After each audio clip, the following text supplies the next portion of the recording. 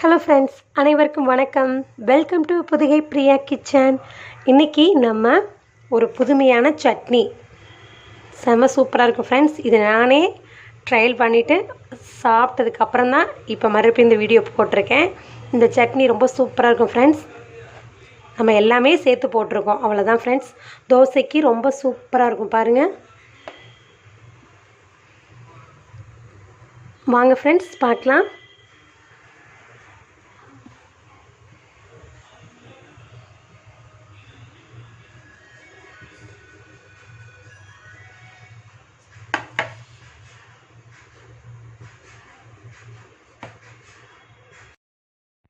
இன்றைக்கி நம்ம கார சட்னி ரெடி பண்ணுறதுக்கு பாருங்கள், எல்லாம் எடுத்து வச்சுருக்கேன்.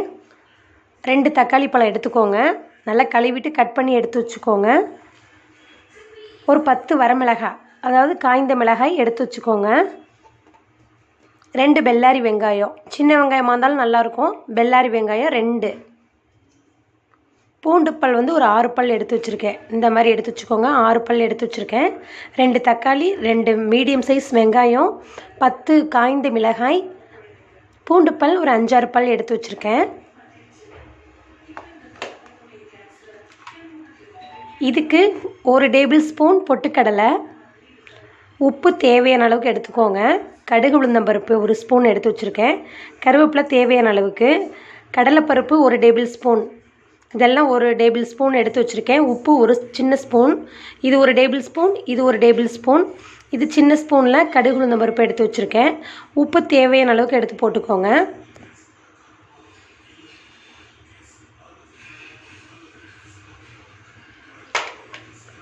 ஒரு கைப்பிடி அளவுக்கு கொத்தமல்லி தழை, நல்லா ஃப்ரெஷ்ஷான தலையாக எடுத்து வச்சுக்கோங்க. கொத்தமல்லி தழை சூப்பராக இருக்குது பாருங்கள். நல்லா கழுவிட்டு சுத்தம் பண்ணி எடுத்து வச்சுக்கோங்க. இப்போ இதெல்லாம் எல்லாம் வதக்கி அரைக்க போகிறோம்.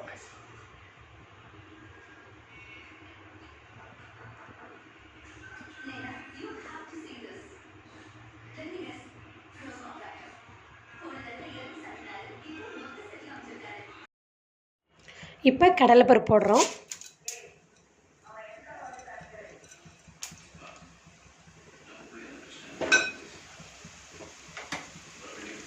கடுகு உளுந்தம் பருப்பு,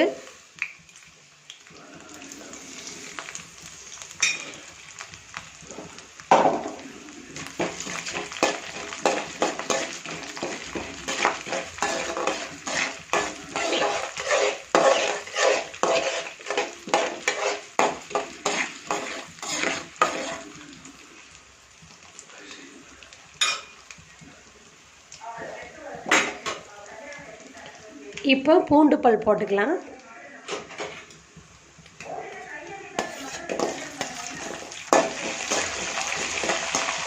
வெங்காயம் போட்டுக்கலாம்.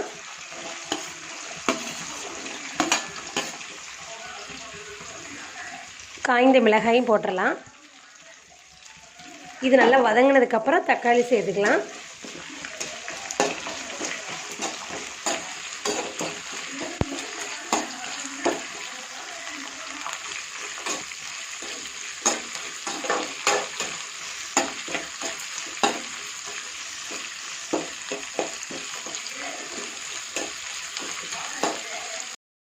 இப்போ இந்த பொட்டுக்கடலையும் போட்டுடலாம்.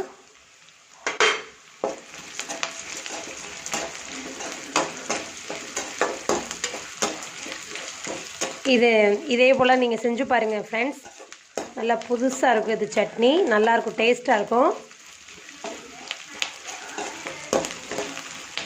நான் ஏற்கனவே இதே மாதிரி நான் ட்ரையல் பண்ணி சாப்பிட்டு பார்த்துட்டு தான் நான் இப்போ செய்கிறேன்.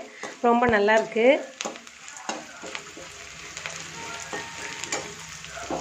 இப்போ தக்காளி,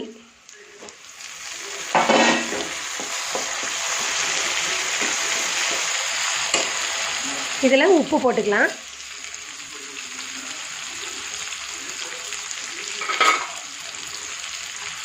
இதில் கருவேப்பிலையும் போட்டுக்கோங்க. எல்லாமே சத்து தான் உங்களுக்கு. கருவேப்பிலை கொத்தமல்லியெல்லாம் நிறையா போட்டுக்கலாம்.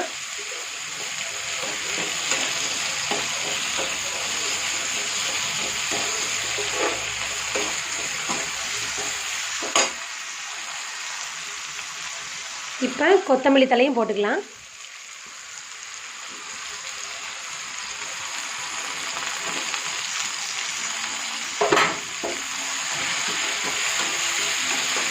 இது வந்து நல்லா வதக்குனதுக்கப்புறம் ஆற வச்சுட்டு நல்லா அரைச்சி வச்சுட்டோம்னா சூப்பராக இருக்கும் ஃப்ரெண்ட்ஸ். தாளித்து சாப்பிடும்போது பார்த்திங்கன்னா சுவையும் மனமும் அவ்வளோ நல்லா டேஸ்ட்டாக இருக்கும். செஞ்சு பாருங்கள், சூப்பராக இருக்கும்.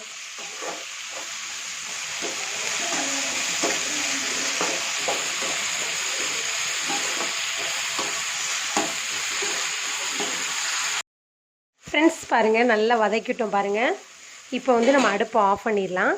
இது நல்லா ஆறட்டும். ஆறுனதுக்கப்புறம் மிக்ஸி ஜாரில் வச்சு நல்லா குறகுறப்பாக அரைச்சி எடுத்து வச்சுக்கலாம்.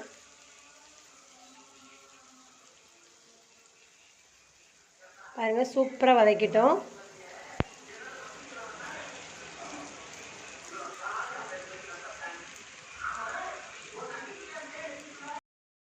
ஃப்ரெண்ட்ஸ் பாருங்கள், சட்னி நம்ம அரைச்சிட்டோம் பாருங்கள்.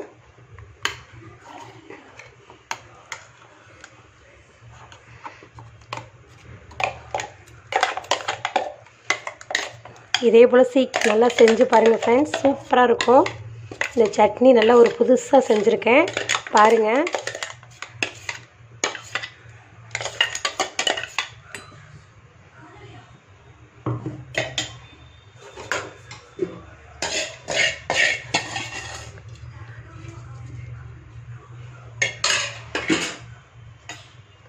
ரொம்ப அருமையாக இருக்கும் பாருங்கள்.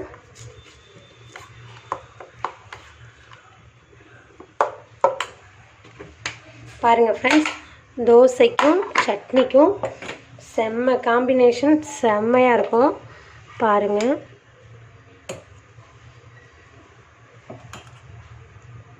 சூப்பராக இருக்கும் ஃப்ரெண்ட்ஸ். பாருங்கள் ஃப்ரெண்ட்ஸ், இதே போல் நீங்களும் செஞ்சு பாருங்கள். இந்த சட்னி ரொம்ப டேஸ்ட்டாக இருக்கும். நான் ட்ரையல் செஞ்சு பார்த்துட்டு தான் உங்களுக்கு நான் இன்றைக்கி போட்டிருக்கேன் வீடியோ.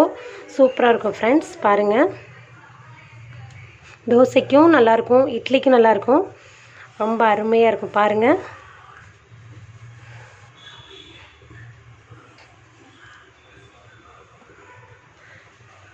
என்னுடைய வீடியோ பிடிச்சிருந்துச்சுன்னா நீங்களும் இதே போல் ட்ரை பண்ணுங்கள் ஃப்ரெண்ட்ஸ். ரொம்ப சூப்பராக இருக்கும், அருமையாக இருக்கும் இந்த சட்னி. என்னோடய சேனலை சப்ஸ்கிரைப் பண்ணுங்கள், லைக் பண்ணுங்கள், ஷேர் பண்ணுங்கள். ஃபஸ்ட் டைம் பார்க்குறவங்களா இருந்தால் என்னுடைய சேனலை சப்ஸ்கிரைப் பண்ணுங்கள். பாருங்கள், சட்னி ரெடி.